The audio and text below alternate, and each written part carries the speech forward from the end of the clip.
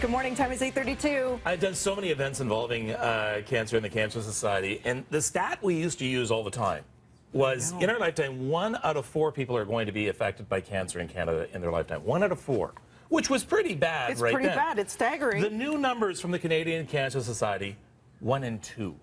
Terrifying. That is very terrifying. Is this because people are living longer, or is it more common amongst people of any age? More than 200,000 people will be diagnosed this year. More than 80,000 will die of cancer, making it the leading cause of death in our country. 90% of all cancers among Canadians who are over the age of 50. 45% will impact those 70 plus.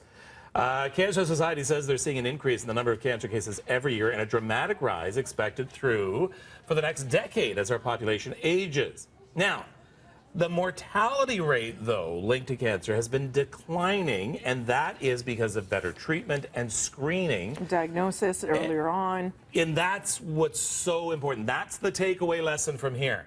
There is all the more reason, if you're over 50, to go Colonoscopy, prostate exam. For women.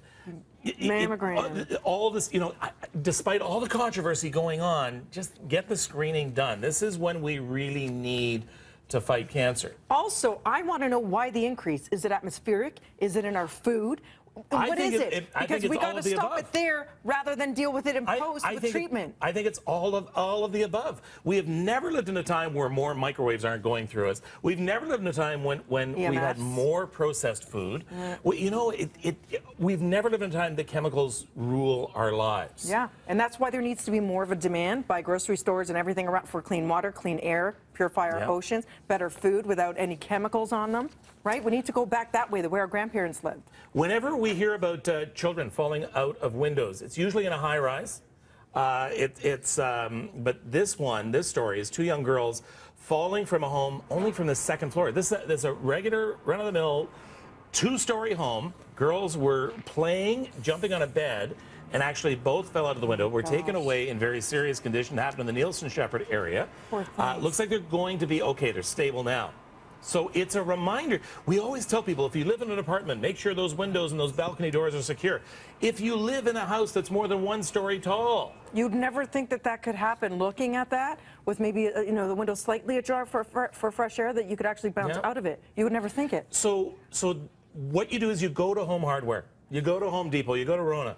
You tell them you want some window guards for your kids. They can be as cheap as $15. There's all sorts of little mechanisms. They go up into the hundreds.